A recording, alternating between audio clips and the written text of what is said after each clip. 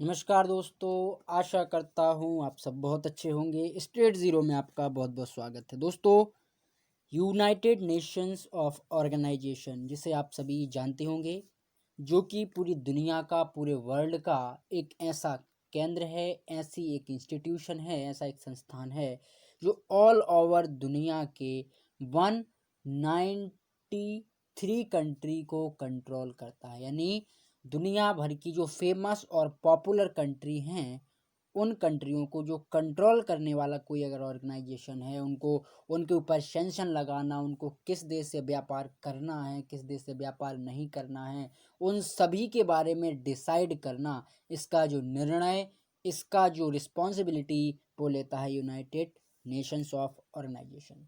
दोस्तों, United Nations सैन्य बल, सुरक्षा और संचार भी सिस्टम कंट्रोल करता है ऑल ओवर वर्ल्ड का। जैसे यूनाइटेड नेशंस के अंतर्गत यूनिसेफ भी आता है, WHO भी आता है, और जितने बड़े पॉपुलर इंस्टीट्यूशंस हैं वो सभी यूएनओ के अंतर्गत ही आते हैं। दोस्तों, यूएनओ की स्थापना हुई थी 24 अक्टूबर 1945 को, और इसका जो हेडक्वार्टर है वो है सैन फ्रांसिस्को, कैलिफोर्निया, अमेरिका में। दोस्तों, जैसा कि आप सभी जानते हैं कि भारत की आज़ादी के 2 साल पहले, यानी भारत को आज़ादी मिली 47 में और 45 में बना, 1945 में बना यूएनओ। यानी अगर हम बात करें, सेकेंड वर्ल्ड वॉर जैसे ही ख़त्म हुआ तब यूएनओ की स्थापना हुई। जब इससे पहले दोस्तों यूएनओ नहीं था, तब हर एक कंट्री किस प्रकार से चल रही थी, हर एक कंट्री का दूसरे देशों के प्रति क्या रवैया था, क्या उनका ब्यौरा था, किस तरीके से वो सोचते थे। दोस्तों, मैं आपको एक एग्जांपल देता हूँ। अभी हाल ही में देखा जाए तो चाइना और अमेरिका के बीच में एक हिसाब से कोल्ड वॉर कह सकते हैं हम, कि छिड़ा हुआ है। दोनों कंट्री आपस में एक दूसरे के टक्कर में है, एक दूसरे से बिल्कुल जैसा कह सकते हैं ना कि अपन के एक दूसरे के एकदम खून के प्यासे हैं, इस तरीके से खड़े हुए हैं। दोस्तों, 1945 के पहले अगर हम बात करें तो पहला जो वर्ल्ड वॉर हुआ 1914 में, और 1914 से 1918 तक। फर्स्ट वर्ल्ड वॉर में जो ऑल ओवर पूरी दुनिया थी, वो दुनिया दो धड़ों में बट चुकी थी। एक मित्र राष्ट्र और एक वो देश थे जो कि फाइट कर रहे थे फॉर अबाउट जर्मनी से, और एक वो देश थे जो फाइट कर रहे थे फॉर ब्रिटेन से। यानी अगर हम बात करें, जर्मनी और ब्रिटेन, जनरली इन दोनों के बीच में एक ऐसा वॉर छिड़ा था, एक ऐसा युद्ध छिड़ा था, और जर्मनी के साथ यहाँ पे फ्रांस भी इन्वॉल्व था। दोस्तों, अगर हम देखें तो उस टाइम के जो मेन हीरो कंट्री से, मेन जो दादा जिसे हम कह सकते हैं, जिसे हम चौधरी देश कह सकते हैं, वो थे अमेरिका और था यूके, यानी जिसको हम ब्रिटेन कहते हैं। अमेरिका और ब्रिटेन दोनों डेमोक्रेटिक कंट्री हैं, इस बात को हमें समझना पड़ेगा। दोनों लोकतांत्रिक देश हैं, दोनों डेमोक्रेटिक कंट्री हैं। अब यही डेमोक्रेटिक कंट्री पूरे जो यूएन का सिस्टम है, इनका यूएन का पूरा सिस्टम है, इस पर वो अपनी कब्जा जमाए हुए हैं। अब फर्स्ट वर्ल्ड वॉर और सेकंड वर्ल्ड वॉर में यूएन का साथ दिया, माफ कीजिएगा, भारत ने साथ दिया ब्रिटेन का, तब जाके ब्रिटेन फर्स्ट वर्ल्ड वॉर यहाँ पे जीत पाए। फिर उसके बाद सेकंड वर्ल्ड वॉर हुआ, उसमें भी भारतीय सेना ने फॉर ब्रिटेन का साथ दिया, तब जाके वो ब्रिटेन सेकेंड वर्ल्ड वॉर जीत पाया। तो यहाँ हम देखें कि भारत का जो कंट्रीब्यूशन रहा वो ब्रिटेन से ऑलमोस्ट उसकी आबादी का 1/3 हिस्सा भारत का जो सैन्य शिक्षा है या भारत की जो सैन्य ताकत है वो ब्रिटेन के साथ रही। लेकिन फिर भी ब्रिटेन ने भारत को परमानेंट जो स्थापित तो है, या हम पर कहें कि यूएन का परमानेंट सदस्य नहीं नॉमिनेट किया, या यूएन का परमानेंट सदस्य नहीं बनाया, और फिर बात दे दी किसको, चाइना को।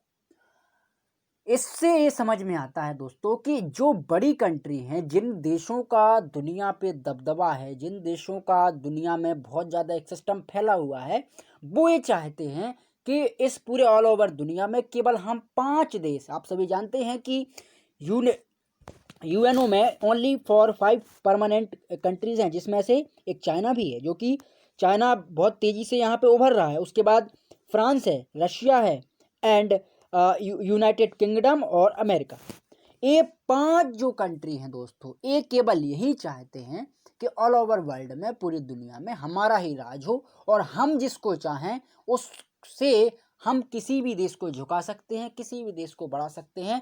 और इसका मेन एक कारण होता है, वो है वीटो पावर।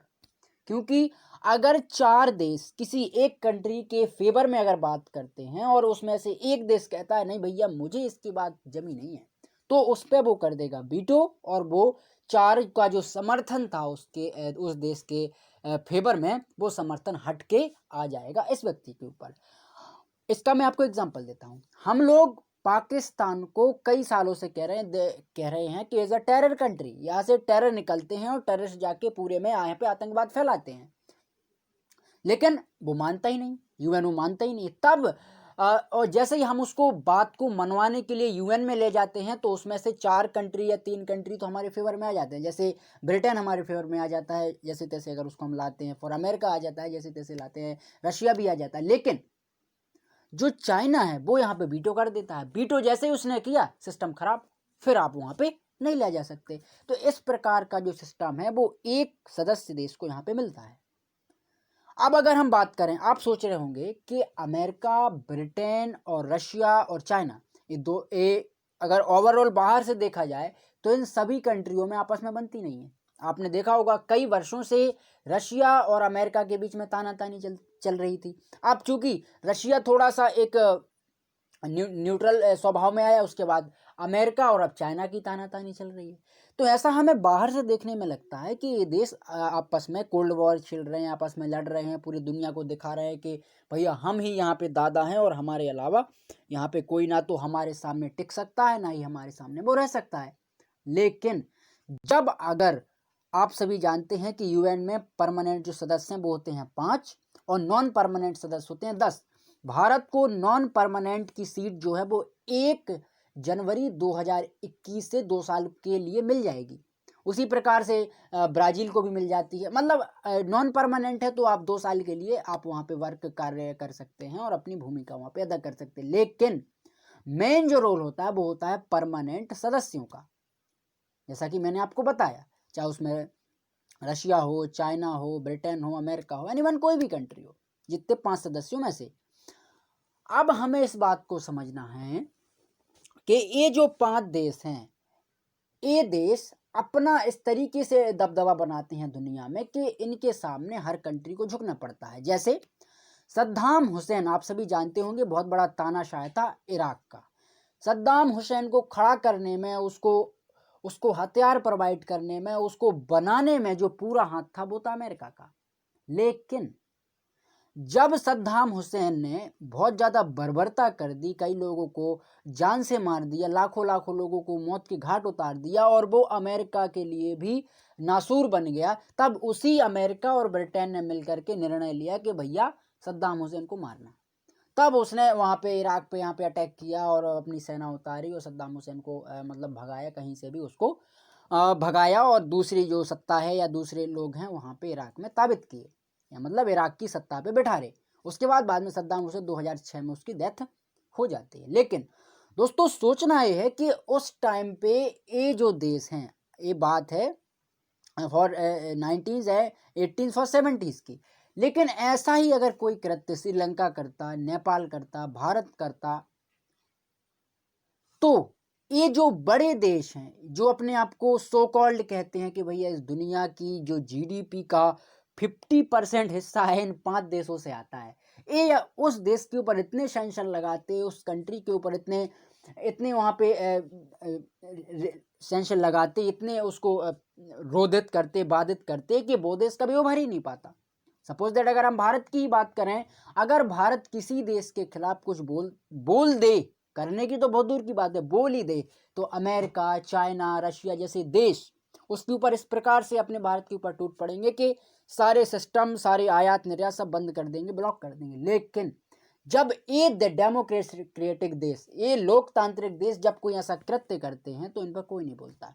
इससे हमें ये समझ में आता है कि ये जो कंट्री हैं, चाहे अमेरिका हो, ब्रिटेन हो या आपका फ्रांस हो, ये कंट्री इनके देशवासियों के लिए खुद की डेमोक्रेसी मेंटेन होती है, बाकी ऑल ओवर दुनिया को ये तानाशाही रूप में देखते हैं। यानी इनका मानना है कि अगर कोई कंट्री या कोई देश का कोई भी सदस्य या कोई व्यक्ति हमारे देश की पर आता है, हमारे खिलाफ कुछ बोलता है या हमारी सत्ता को हटाने की या हमारा जो पूरे ऑल ओवर वर्ल्ड में जो एक दबदबा छाया हुआ है, एक हमने अपनी बात को लोगों से मनवाए रखा है, उसको गिराने की कोशिश करता है, तो भैया हम नहीं ऐसा करने देंगे, चाहे वो हमारा देश कितना भी मित्र हो या कितना वो शत्रु हो।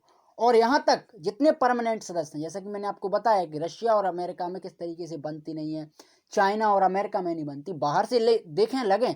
लेकिन अगर भारत ने अभी कुछ समय पहले बात उठाई थी कि भैया हमें ऐड कर लो आप, यानी जो यूएन में 5 परमानेंट सदस्य हैं उसमें से एक और ऐड हो जाएगा, क्या दिक्कत है।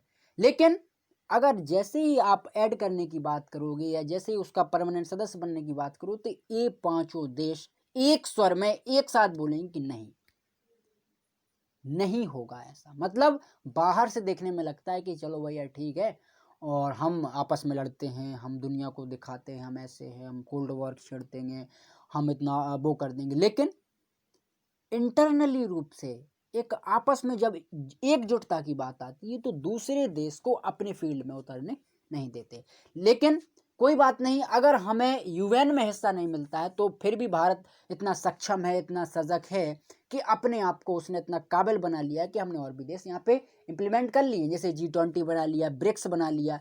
इन देशों में अपना काफ़ी हद तक एक ठीक है कि ठीक ठाक से रुतबा है भारत का और अच्छे से चलेगा।